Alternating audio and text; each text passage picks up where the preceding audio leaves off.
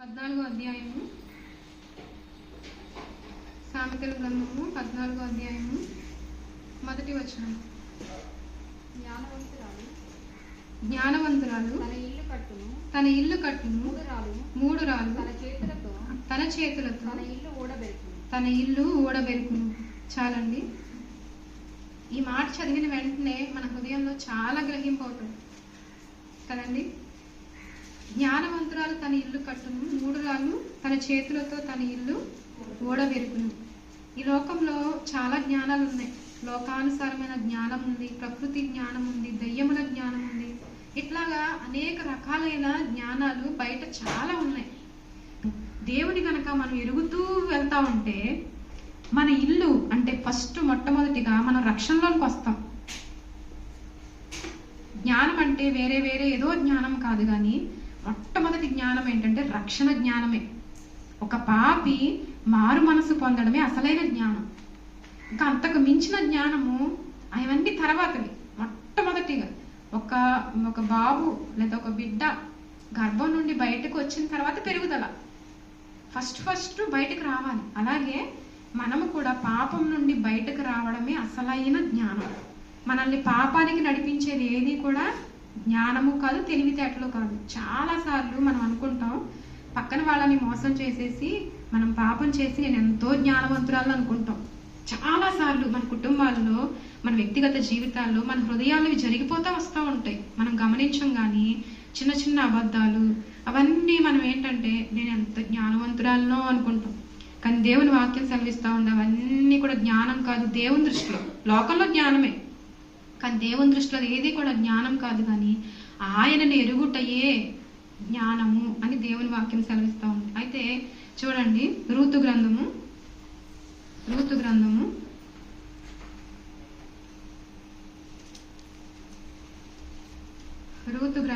మొదటి అధ్యాయము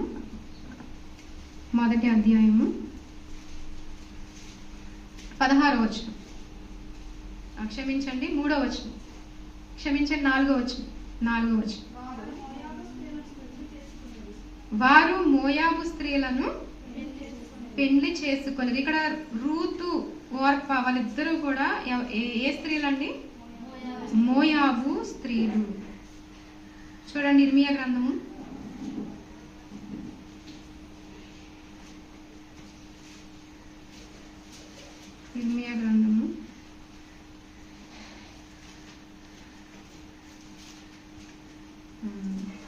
48వ అధ్యాయము 48-29వ వచనం.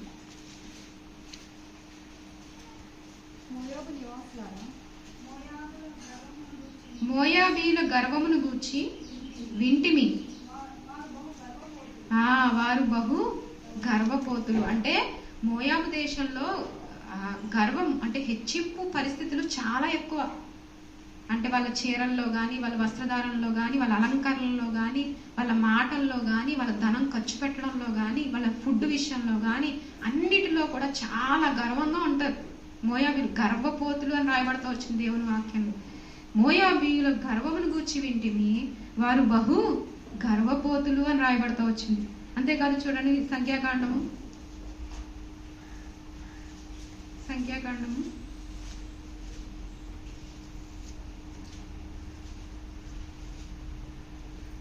25వ అధ్యాయము 1వ వచనం.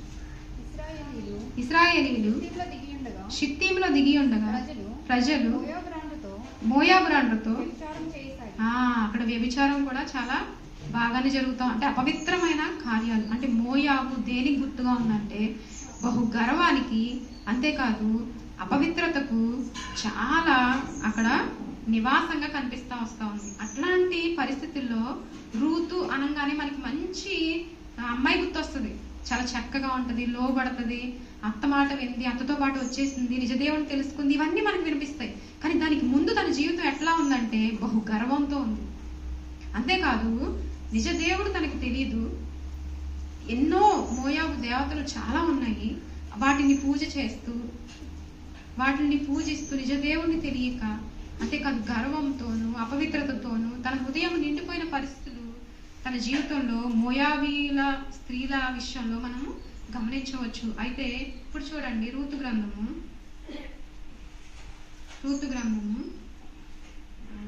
1వ అధ్యాయము 16వ వచనం చివరి లైన్.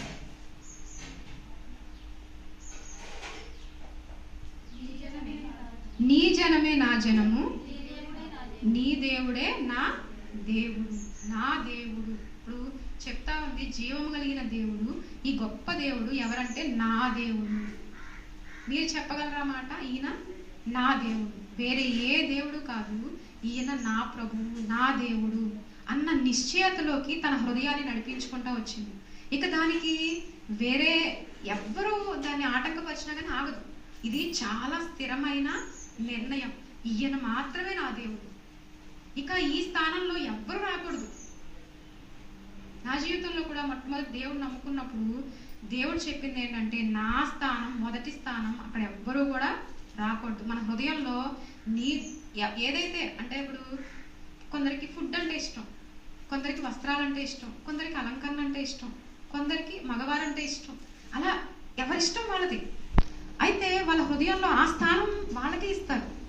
ఇప్పుడు ఒక అబ్బాయిని ప్రేమించారనుకోండి, ఆ అబ్బాయికే ఆ స్థానం. ఫుడ్ని ప్రేమించారనుకోండి, ఆ ఫుడ్కి ఆ స్థానం. దేవుడు వచ్చినా కానీ దేవుని పక్కన పెట్టి వాళ్ళకి స్థానం వస్తూ ఉంటారు. కానీ రూత్ అట్లా కాదు. ఇప్పుడు తన స్థానం మారిపోయింది. ఏ పురుషులు కాదు, ఇక ఏ గర్వము కాదు, కానీ ఆ స్థానంలో ఇప్పుడు ఎవరు వచ్చారంటే నిజ దేవుడు వచ్చాడు. మనం చాలాసార్లు యేసు ప్రభు నా దేవుడే అని చెప్తాం, కానీ ఆయన్ని దేవుని స్థానంలో ఉంచాం. అంటే నీ హృదయంలో హై పిచ్లో ఆయన ఉంచాం. ఏదైనా వస్తే మనం దానికే ఛాన్స్ ఇచ్చేస్తాం. అది పురుషులు అయి ఉండొచ్చు, లేకపోతే ఏదైనా ఎవరైనా వచ్చేయచ్చు. అందుకే నాకంటే ఎక్కువగా నీ తల్లిని, తండ్రిని కానీ, నీ భర్తను, లేకపోతే నీ పిల్లలను కానీ, ఆస్తిపాస్తులు కానీ, దేనినైనా కానీ నాకన్నా ఎక్కువగా ప్రేమించకూడదని దేవుని వాక్యం సెలవిస్తూ ఉంది. మొట్టమొదటిగా నీ స్థానము, నీ దేవుడు ఎవరు? ఆయనే. అది రూతు సాక్ష్యం ఇస్తా ఉంది, దాన్ని స్థిరపరచుకుంటుంది తన హృదయంలో. ఆయన నా దేవుడు, నాకు ఆయన దేవుడు అన్న విషయాన్ని ఎట్లాంటి పరిస్థితుల్లో చెప్తుందంటే, అన్ని బాగున్నప్పుడు కాదు. భర్తను కోల్పోయింది, అప్పుడు ఒంటరిగా ఉంటున్న, విధవరాండ్రు ఉంటున్న పరిస్థితుల్లో చెప్తున్న మాట ఇది. అన్నీ ఉన్నప్పుడు ఈ నా దేవుడు అని చెప్పుకుంటాం, కానీ కోల్పోయినప్పుడు చెప్పిందే నిజమైన విశ్వాసం. అదే అసలైన మన హృదయం యొక్క భాష అక్కడే కనబడుతుంది. అందుకే దేవుడు కొన్నిసార్లు మనకి పరిస్థితులను అనుమతిస్తూ వస్తూ ఉంటాడు. ఇప్పుడు తను నా గురించి ఏమనుకుంటుంది, అది ఒరిజినల్. ఇప్పుడు దాకా అన్నదంతా కూడా, ప్రభువా నువ్వు గొప్పవాడవు, ఆరాధనలకు అర్హుడవు, నువ్వు పరిశుద్ధుడవు, ప్రభువా నీవు ప్రేమ కలిగిన దేవుడవు, ఎన్నో చెప్పి దేవుని ఆరాధిస్తాం. కానీ ఒక శ్రమ వచ్చినప్పుడు నీ హృదయంలో నుండి ఏదైతే వస్తుందో అది నీవు దేవుని గురించిన వాస్తవమైన ప్రతిరూపం అదే. అట్లాంటి సమయంలో రూత్ అంటా ఉంది, ఈయన నా దేవుడు.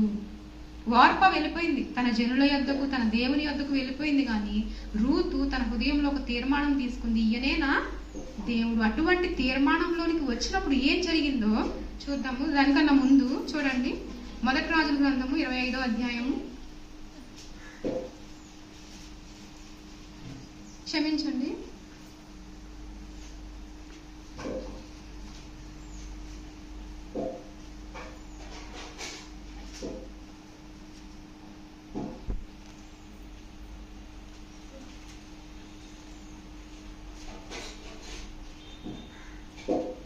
1 రాజుల గ్రంథము 16వ అధ్యాయము 30వ వచనం. 30వ వచనం. ఒమ్రీ కుమారుడైన అహాబు తన పూర్వీకులందరినీ మించినంతగా యెహోవా దృష్టికి చెడుతనం చేసెను. నెబాతు కుమారుడైన యెరోబాము జరిగించిన పాపక్రియలను అనుసరించి నడుచుకొనుట స్వల్ప సంగతి అనుకుని అతడు సీదోనీయులకు రాజైన యెజ్బయలు కుమార్తె అయిన యెజబెలును వివాహం చేసుకుని బయలుదేవతను పూజించు. చాలండి, వారికి మొక్కుచుండే. ఇక్కడ సీదోనీయుల కుమార్తె, యెజ్బయలు కుమార్తె కనిపిస్తుంది. ఆవిడ పేరేంటండి? యెజబెలు. ఈమె కూడా విగ్రహ సంబంధమైన పరిస్థితిలో నుండే ఇశ్రాయేలు రాజు వివాహం చేసుకుంది. ఇశ్రాయేలు దేవుడు వేరు, సీదోనీయుల దేవతలు వేరు. కానీ ఈ రాజు, ఇశ్రాయేలు రాజు తన దేవుణ్ణి విడిచి అన్య స్త్రీని వివాహం చేసుకుంటా వచ్చాడు. ఇది దేవుని వాక్య ప్రకారంగా అది విరుద్ధమైంది. అయితే మొత్తానికి చేసుకుంటా వచ్చాడు. చేసుకుంటా వచ్చిన తర్వాత ఆమె ఎవరంటే సీదోనీయులు, అంటే ఆమె దేవతలు వేరు, ఆమె దేవుళ్ళు వేరు. ఎప్పుడైతే ఆమె వివాహం చేసుకుంటా వచ్చాడో రాజు కూడా ఏం చేస్తా ఉన్నాడు? విగ్రహారాధన చేయడము మొదలు పెడతా వచ్చాడు.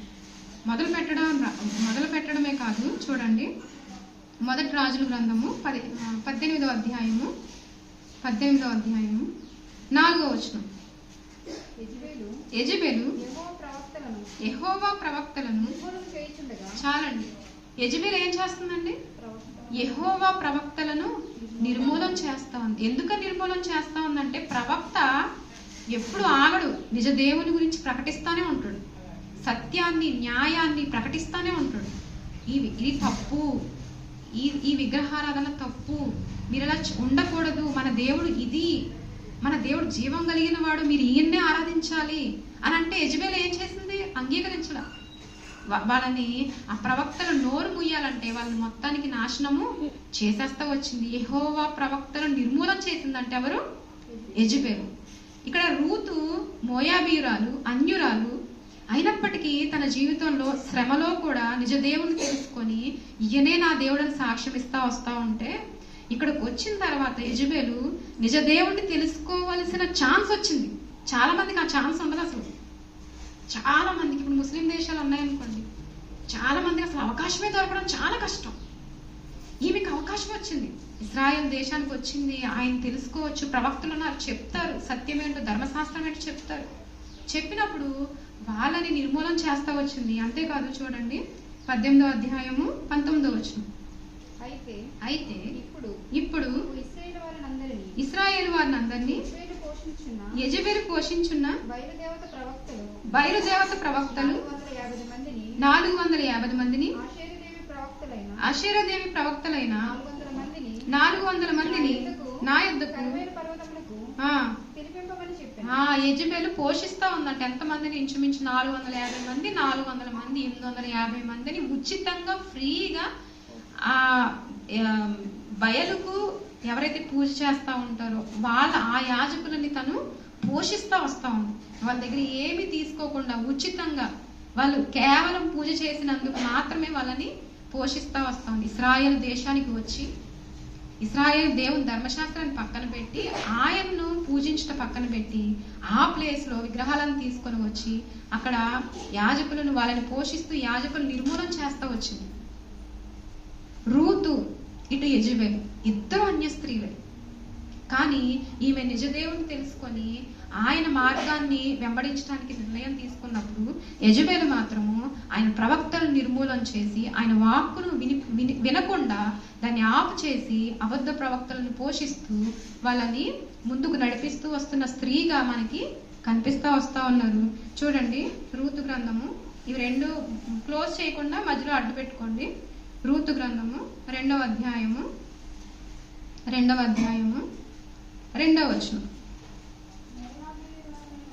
మోయాబీయురాలైన రూతు, నీ సెలవైన ఎడల నేను పొలములోనికి పోయి ఎవని కటాక్షం పొందగలనో నయోమితో చెప్పగా ఆమె నా కుమారి పొమ్మనెను. చెప్పాల్సిన పని ఏముందండి? వచ్చింది తనే పోషించాలి. అక్కడి నుంచి ఇశ్రాయేల్ దేశానికి వచ్చింది, బెత్లెహేంకి వచ్చింది అత్తతో పాటు. వచ్చిన తర్వాత ఇప్పుడు ఎవరు పోషించాలి? అత్త ఏమైనా పోషిస్తుందా?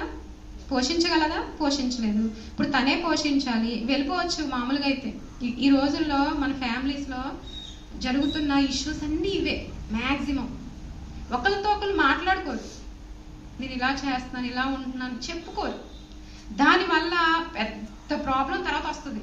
దాని మూల కారణం ఏంటంటే ఇక్కడ చెప్పకపోవడం, తగ్గించుకోకపోవడం. చెప్పాలి అని అంటే ఏం చేయాలి? తగ్గించుకోవాలి.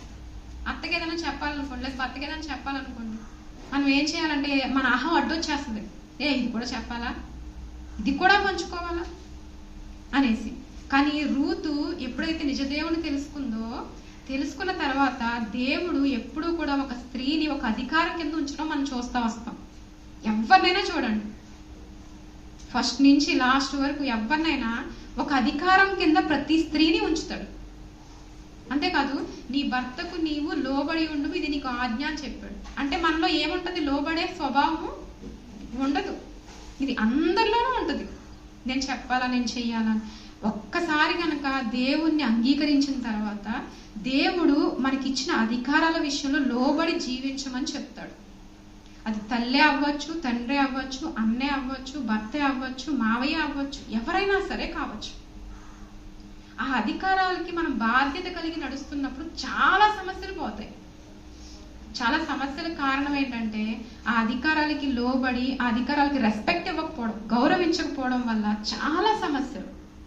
అవి చివరికి ఇందాక మనం చదువుకుంటా వచ్చాం, 3 రాళ్ళు తన చేతులతో తన ఇల్లు ఓడబెరికేసుకుంటాం.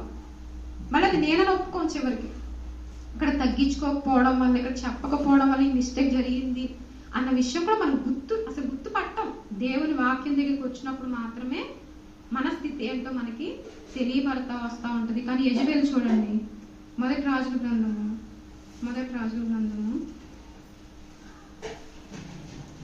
21వ అధ్యాయము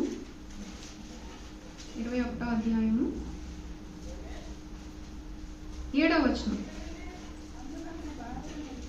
అందుకు అతని భార్య అయిన యెజబెలు చేయట్లేదా? సంతోషముగా ఉండుము,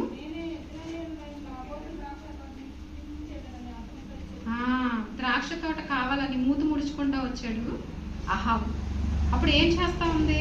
అన్యాయంగా అతని మీద అబద్ధ సాక్ష్యం పలికించి నేను ఇప్పిస్తానని చెప్పేసి, చూడండి అసలు అధికారాలు ఎలాగా తను జీవిస్తా వస్తా ఉందంటే, అన్యాయంగా తన కుటుంబంలో ఒక ద్రాక్ష తోటను తెచ్చేసుకుంటా వస్తా ఉంది. అన్యాయం అంటే మనం చాలాసార్లు అన్యాయం అంటే ఇది మనకి మండల ఆఫీసులోను పంచాయతీ ఆఫీసులు జరుగుతాయి అనుకుంటాం కదండి. చాలాసార్లు అన్యాయము, అక్రమము ఈ మాటలు మనకి ఎలా కనిపిస్తాయి అంటే బయట ప్రభుత్వ ఉద్యోగాల్లో జరుగుతాయి అనుకుంటాం. కాదు, మన ఇంట్లోనే జరిగిపోతాయి, మన మధ్యలోనే, మనలోనే జరిగిపోతాయి అన్యాయము.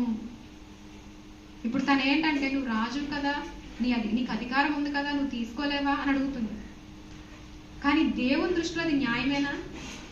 కాదు. అలాగే మన జీవితాల్లో కూడా మన కుటుంబాల్లో చిన్న చిన్న విషయాల్లో మన పిల్లలు గమనిస్తారు.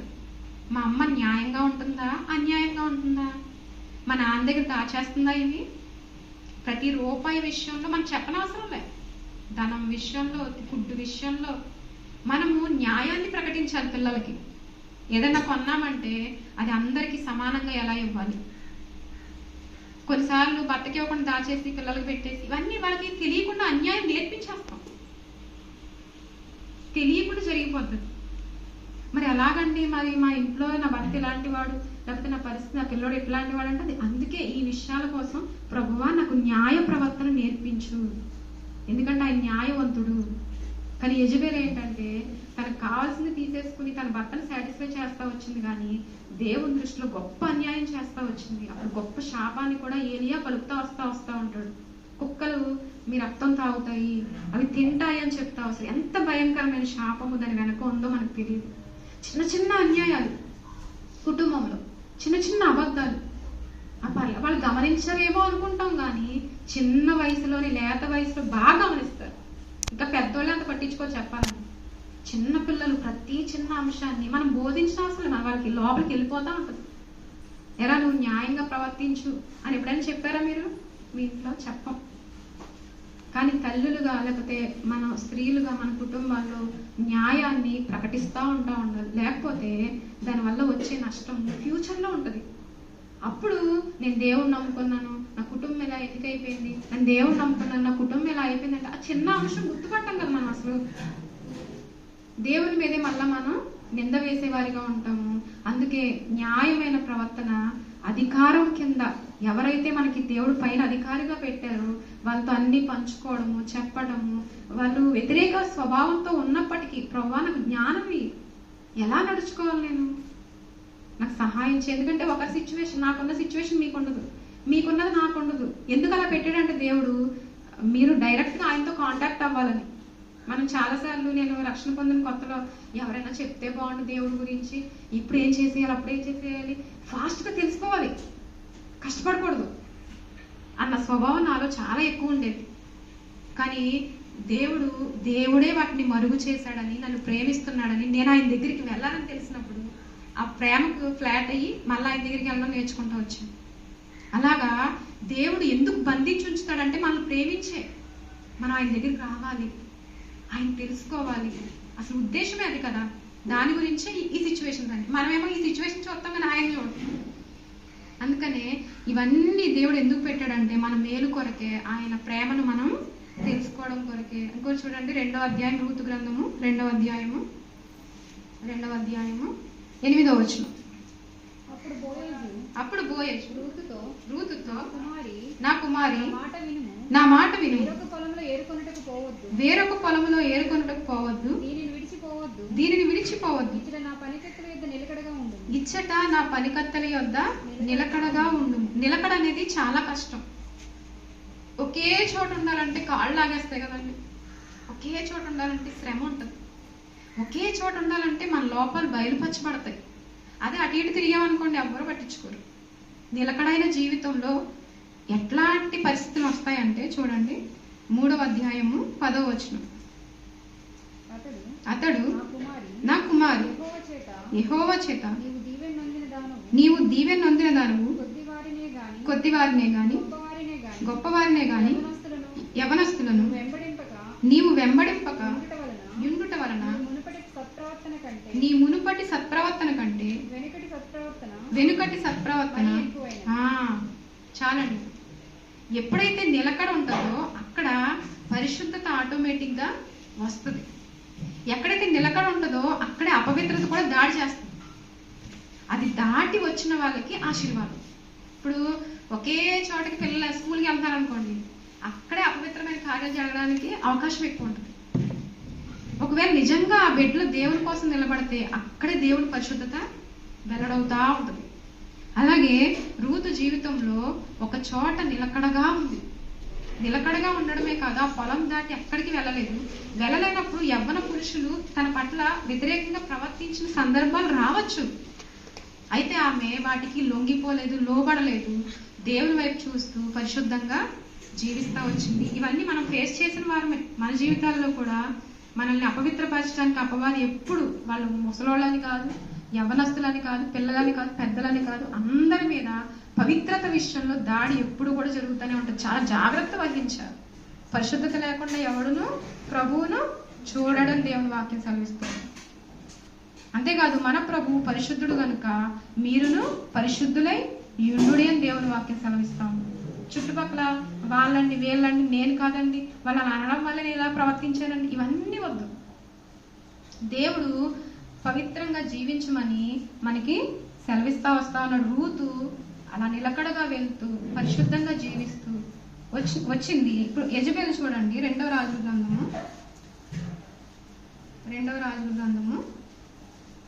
9వ అధ్యాయము 30వ వచనం.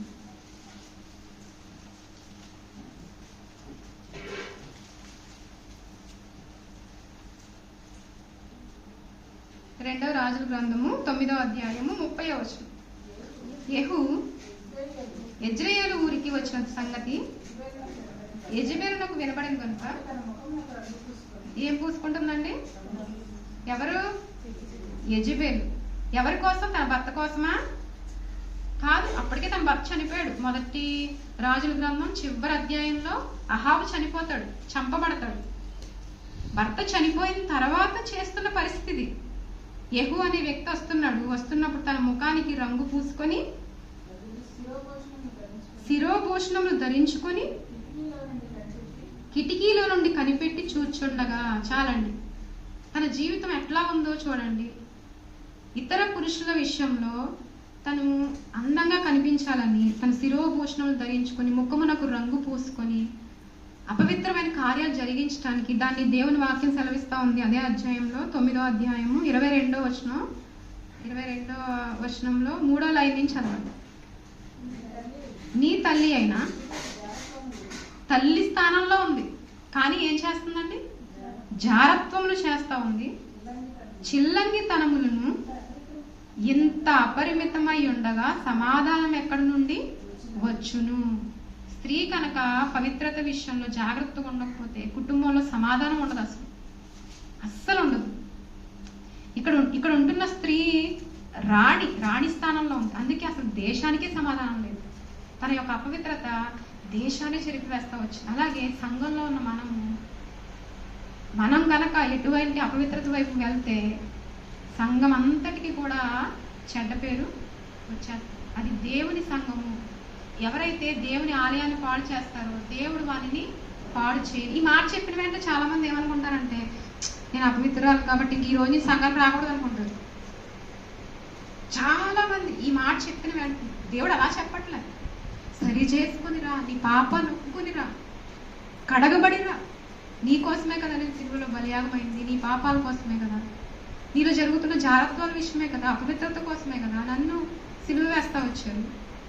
మరలా అపవిత్రత కొనసాగడానికి బయటకు వెళ్ళద్దు, నువ్వు లోపలికి రా, నేను నిన్ను కోరుకుంటున్నాను, నేను పవిత్రపరుస్తాను అని దేవుని వాక్యము సెలవిస్తూ ఉంది. అయితే రూతు నిజదేవుని తెలుసుకుంది. మొట్టమొదటిగా తనకి ఇచ్చిన అధికారానికి లోబడుతూ వచ్చింది. అత్త నేను వెళ్ళొస్తాను అని చెప్తా వస్తూ ఉంది. అది జస్ట్ ఒక మాటలా కనిపిస్తుంది, కానీ చాలా తగ్గింపు ఉంటేనే అలా మనం చేస్తూ ఉంటాం, మన అధికారాలకి లోబడుతూ ఉంటాం. అంతేకాదు నిలకడైన జీవితం, ఒకే చోట, ఒకే సంఘంలో, ఒకే కుటుంబంలో. ఈ రోజుల్లో కుటుంబంలో అసలు అంటే ఫ్యామిలీ అంతా కలిసి ఉండట్లే. ఒకళ్ళు హాస్టల్ అనో లేకపోతే ఒకళ్ళు కువైట్ అనో ఏదో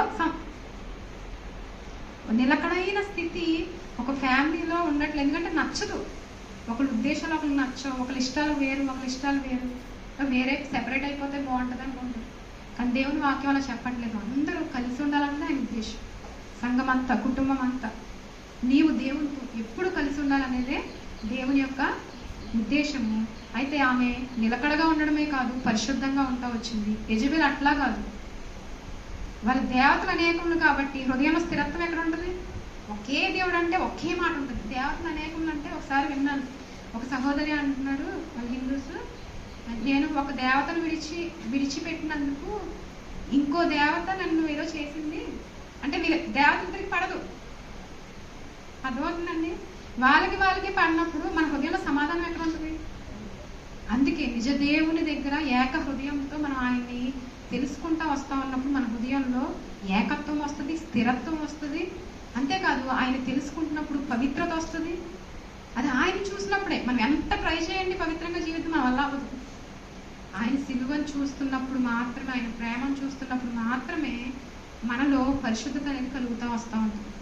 నేను పరిశుద్ధంగా ఉండాలి, ఈ రోజు నేను సినిమా చూడకూడదు, సీరియల్ చూడకూడదు, ఈ రోజు నుంచి నేను ఎవరిని చూడకూడదు అంటే అది అసాధ్యం. ఒకసారి ఒక ముస్లిం అతను అన్నాడు, పవిత్రంగా జీవించాలంటే ఒక 4 గోడలు మొత్తం కిడ్నీ తలుపులో వేసి మధ్యలో కూర్చుంటే పవిత్రత వచ్చేద్దా అన్నారు. వస్తుందండి అలాగా? ఇంకా పాపం ఎక్కువ అవుతుంది, ఇంకా చూడాలన్న కోరిక ఎక్కువ అయిపోతుంది.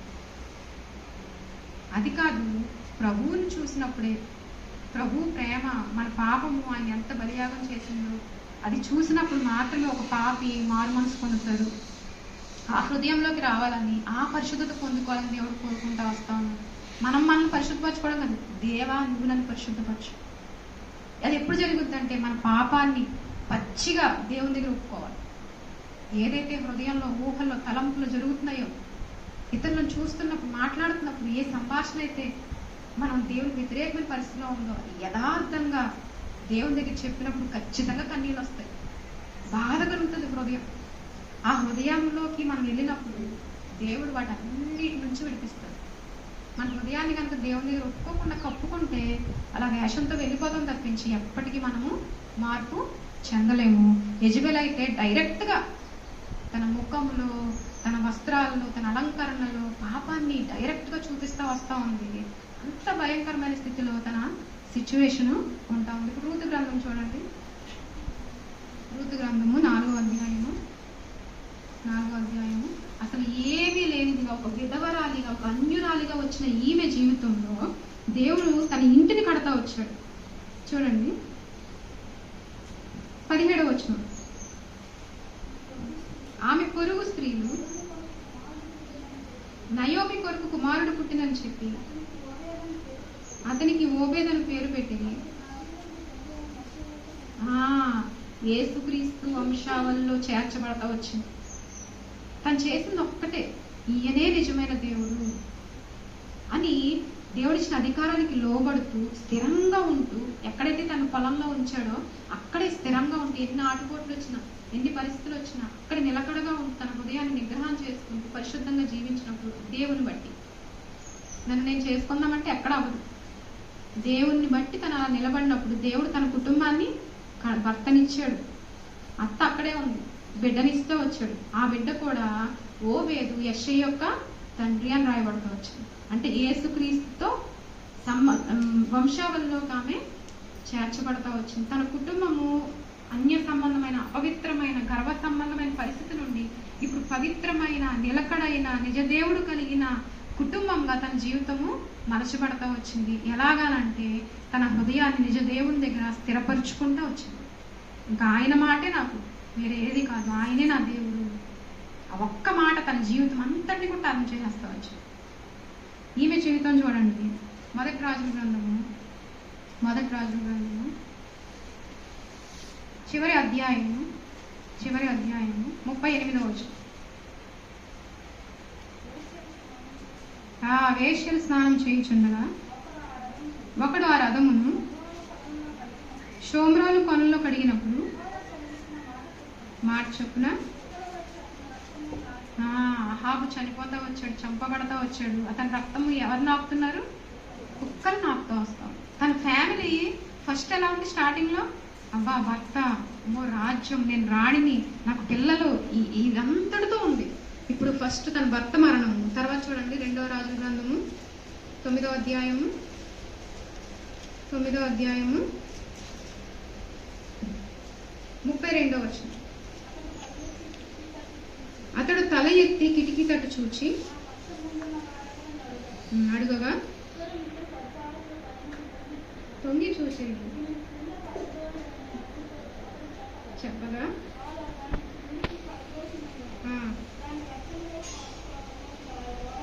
గోడ మీదను గుర్రముల మీదను చిందెను, తొక్కించాను. తర్వాత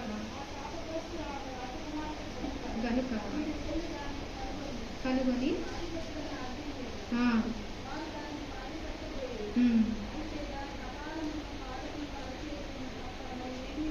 కనబడలేదు. అక్కడ తాగండి 36లో 3వ లైన్ నుంచి చదవండి.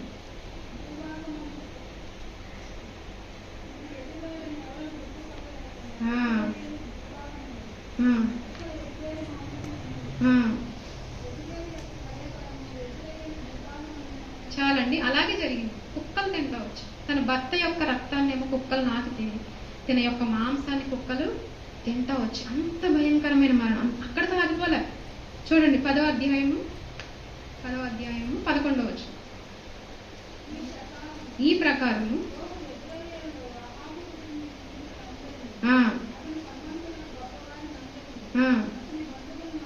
అందరినీ హతము చేశాను, ఒక్కడు కూడా లేడు. చూసారు ఎలా అయిపోయిందో జీవితం. నిజ దేవుని దగ్గర స్థిరపరచుకున్న రూతు జీవితం ఏమో కట్టబడింది. నిజ దేవుణ్ణి పక్కకు తోసి దేవుని ప్రవక్తను నిర్మూలన చేసి అబద్ధ ప్రవక్తను దగ్గర పెట్టిన వాళ్ళని పోషించిన స్త్రీ ఏమో అపవిత్ర కార్యాల్లోకి, అన్యాయంలోకి వెళ్ళిపోతూ చివరికి తన భర్త భయంకరమైన స్థితిలో మరణమై తను, తన పిల్లలు మొత్తం ఒక్కడు కూడా లేడండి. ఇంకా అహాబు సంతానంలో ఎవ్వరు లేరు. ఇంకొక వ్యక్తి వస్తాడు రాజుగా, అంతా కూడా నిర్మూలన అయిపోయింది. అనుకుంది యెజబెల్, నేను ఎంతో జ్ఞానవంతురాలు కాబట్టి నాకు ద్రాక్ష తోట వచ్చేసింది, నేను జ్ఞానవంతురాలు కాబట్టి ప్రవక్తలందరూ నిర్మూలన చేసింది, నేను ఎంత జ్ఞానవంతురాలు, నేను ఎంత గొప్పదానో అనుకుంటుంది. కానీ ఈమె దీనత్వం వహిస్తూ వచ్చింది దేవుని ఎదుట. ప్రభువా నా గర్వం, ప్రభువా నా అపవిత్రత, నా పరిస్థితి ఇట్లాంటి ఇంతంత తగ్గించుకొని నిజ దేవుని తెలుసుకొని ఆయనకి హృదయాన్ని ఇచ్చి నిలకడైన స్థితిలో పవిత్రమైన జీవితంలో అలా కొనసాగినప్పుడు దేవుడు తన కుటుంబాన్ని ఎంతో చక్కగా నెక్స్ట్ క్రీస్తుని వద్దకు నడిపించిన విధానం మనకి కనిపిస్తా వస్తూ ఉంది. అందుకే దేవుని వాక్యం సెలవిస్తూ ఉంది, జ్ఞానవంతురాలు తన ఇల్లు కట్టును. ఇక్కడ బాగానే ఉంది వాక్యం చదువుతున్నప్పుడు. నా జీవితంలో ఎట్లాగా ఇది మనందరి ప్రశ్న. ఇదే బాగానే ఉంది, రూతులాగా నేను ఉండాలి, నయోమిలాగా నేను ఉండాలి అని అనిపిస్తుంది. కానీ రియల్ లైఫ్ వచ్చేటప్పటికి మన పరిస్థితులు ఏమీ అర్థం కాదు. అందుకే ప్రార్థించాలి,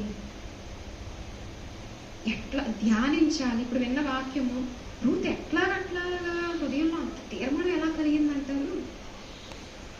నా జీవితంలో అసలు నేను ఎట్లా ఉన్నాను, నిజ దేవుని గురించి అంత తీర్మానం నాలో జరిగిందా? నిజమైన రక్షణ కార్యం, నిజమైన మారు మనస్సు, నా పాపాల విషయం పశ్చాత్తాపం నిజంగా కలుగుతుందా? ఇది మనల్ని మనం పరీక్షించుకోవాలి. బాగా పరీక్షించుకొని మన హృదయాన్ని దేవుని సరి చేసుకున్నప్పుడు దేవుడు మన జీవితాన్ని, మన కుటుంబాలను, అంతేకాదు మన కుటుంబాన్ని నిలబడితే సంఘం కూడా దేవుడు ఆశీర్వదిస్తాడు. ఆయనే సంఘమునకు శిరస్సు, అంతేకాదు తన ప్రాణమును సంఘం కొరకు అర్పిస్తా వచ్చాడు. దేవుడు చాలా గొప్పవాడు.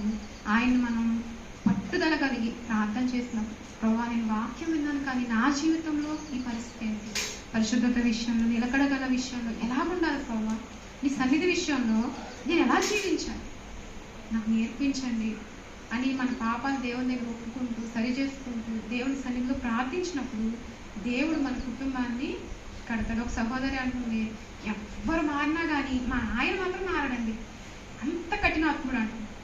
మరి ప్రార్థన చేస్తున్నారా అంటే ప్రార్థన చేస్తున్నానండి. మారాలని చేస్తున్నారా? మారాలని చేస్తున్నానండి. కానీ ఈయన మాత్రం మారడండి అంటుంది. అంటే అర్థం ఏంటండి? ప్రార్థన చేస్తుంది కానీ నమ్మట్లేదు. దేవుడేమో నమ్మి ప్రార్థన చేయంటున్నాడు. అందుకనే మన కుటుంబాల విషయంలో కానీ మన జీవితంలో కానీ నమ్మాలి. నమ్మి ప్రార్థన చేసినప్పుడు దేవుడు తన మహిమను చూపిస్తాడు. అదే నమ్మకం దగ్గరే. ఈ సహోదరి చేస్తే ఈ సహోదరు ఒకళ్ళు ఎత్తపడతారు, ఒకళ్ళు విడవబడతారు. ఇద్దరు ఒకే చోట ఉన్నారు, ఇద్దరు ఒకే పని చేస్తున్నారు. ఒక ఆమె నమ్మింది, ఒక ఆమె ఇది నాకు దేవుడు ఇచ్చిన పని అని దంచుతుంది. చిచి బాబా మా అత్తగారు ఏంటో అన్ని నాకే చెప్తుంది అని దంచుతుంది. ఇద్దరు ఒకే పనిలో ఉన్నారు కానీ హృదయాలు చూసారా? ఈ దేవుడు నాకు ఇచ్చాడు, ఈ బిడ్డను దేవుడు నాకు ఇచ్చాడు, నా భర్త నాకు ఇచ్చింది ఎవరు? దేవుడే. మా అత్తగారిని కానీ నా కోడల్ని కానీ నాకు ఇచ్చింది ఎవరు?